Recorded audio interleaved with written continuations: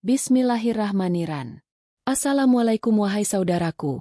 Ketika seseorang mengucapkan niat ihram, sesungguhnya ia sedang membuka sebuah perjalanan spiritual yang tidak hanya melibatkan tubuh, tapi juga hati, jiwa, dan seluruh kesadaran dirinya. Ihram adalah kondisi suci yang mengantarkan seorang hamba ke hadapan Allah, meninggalkan segala atribut dunia, status, jabatan, bahkan identitas yang melekat pada dirinya. Dalam keadaan inilah, Allah menetapkan sejumlah larangan. Bukan sebagai beban, melainkan sebagai bentuk latihan ruhani agar kita benar-benar merasakan makna totalitas dalam beribadah. Mari kita bahas satu persatu larangan saat ihram, lengkap dengan makna, hikmah, dan contoh-contohnya. 1. Tidak boleh memotong rambut dan kuku. Ketika ihram dimulai, jemaah tidak diperbolehkan memotong rambut, mencabut bulu, atau memotong kuku. Mengapa demikian? Karena ini adalah simbol ketundukan penuh. Kita datang apa adanya, tanpa merapikan atau memoles diri. Bahkan sehelai rambut pun memiliki makna ibadah. Bayangkan, sehelai rambut yang terlepas tanpa sengaja pun bisa menjadi alasan fidyah. Begitu besar perhatian Allah terhadap detail ibadah ini. 2. Menggunakan wewangian. Parfum, minyak rambut wangi, deodoran beraroma, hingga sabun wangi, semuanya menjadi terlarang. Dalam ihram, kita diajak meninggalkan kesan mewah dan kenyamanan pribadi.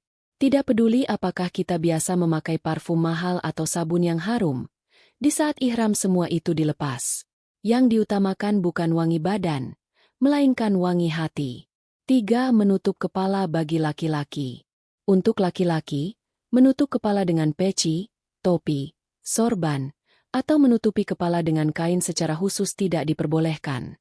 Larangan ini mengajarkan kesetaraan. Tidak ada mahkota dunia yang menutupi kepala kita saat menghadap Allah. Sedangkan bagi perempuan, justru kepala harus tertutup, karena itu bagian dari auratnya. 4. Memakai pakaian berjahit bagi laki-laki. Pakaian berjahit bukan hanya berarti pakaian yang disatukan benang. Yang dimaksud adalah pakaian berpotongan yang mengikuti bentuk tubuh, seperti kaos, celana, rompi, jaket, atau celana dalam. Ihram sederhana mengajarkan bahwa di hadapan Allah semua hamba sama. Tidak peduli apakah ia seorang raja, pejabat, atau rakyat biasa, ihram menyamakan semuanya menjadi 2 lembar kain putih. 5. Membunuh atau memburu hewan darat. Dalam ihram, kita dilarang membunuh atau memburu hewan darat apapun. Ini bukan hanya tentang hewan besar seperti kijang atau burung, tapi juga hewan kecil seperti belalang.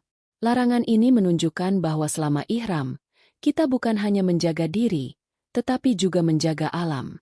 Setiap makhluk Allah punya hak hidup, dan kita menjadi tamu yang harus menjaga keharmonisan itu. 6. Melakukan hubungan suami istri atau hal yang mengarah ke sana. Saat ihram, seorang suami tidak boleh menyentuh istrinya dengan syahwat, bercumbu, atau menggoda. Hubungan suami istri jelas dilarang. Larangan ini untuk menjaga kehusyukan, agar fokus ibadah tidak tercampur dengan keinginan duniawi. Karena ibadah haji dan umrah adalah puncak kedekatan spiritual, bukan kedekatan fisik. 7. Melakukan perkataan kasar, bertengkar, atau marah. Ini mungkin yang paling menantang. Ribuan orang berkumpul, situasi padat, cuaca panas, antrean panjang, semua bisa memancing emosi. Namun, justru disinilah kualitas kita diuji. Dalam ihram, tidak boleh bertengkar, memaki, maupun berkata buruk. Allah ingin hati kita jernih, lisan kita lembut, dan emosi kita terkendali. Ibadah ini bukan hanya perjalanan fisik, tapi perjalanan pengendalian diri. 8. Menikah, menikahkan, atau melamar. Saat ihram, seseorang tidak boleh melakukan akad nikah, baik untuk dirinya sendiri maupun orang lain. Melamar atau menerima lamaran pun tidak diperbolehkan. Karena ihram adalah kondisi fokus ibadah. Bukan urusan dunia, bukan urusan cinta atau hubungan sosial. 9. Menutup wajah, menurut sebagian ulama. Sebagian ulama menyebutkan bahwa perempuan tidak boleh menutup wajahnya dengan kain yang menempel langsung. Namun ia tetap boleh menutupi wajah dengan kain yang tidak menyentuh. Misalnya cadar yang digantungkan dari atas. Larangan ini menunjukkan fleksibilitas syariat, sekaligus penjagaan terhadap identitas perempuan sebagai mukminah. 10. Memakai sarung tangan bagi perempuan. Wanita dalam keadaan ihram tidak diperbolehkan memakai sarung tangan yang dibuat khusus untuk menutup telapak tangan.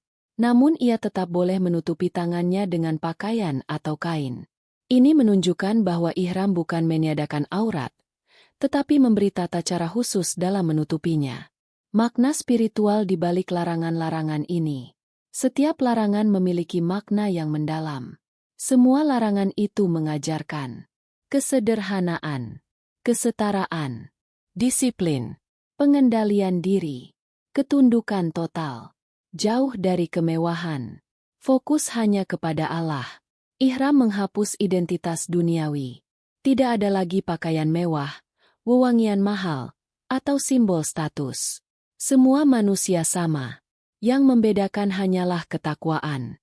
Demikianlah larangan-larangan ketika ihram, bukan sekadar aturan, tetapi latihan untuk membersihkan hati dan jiwa. Semoga dengan memahami larangan-larangan ini, ibadah haji dan umrah kita menjadi lebih bermakna, lebih khusyuk, dan lebih dekat kepada Allah Subhanahu wa Ta'ala. Jika video ini bermanfaat, jangan lupa like, subscribe, dan share, agar lebih banyak saudara kita yang memahami ilmu penting ini. Wassalamualaikum warahmatullahi wabarakatuh.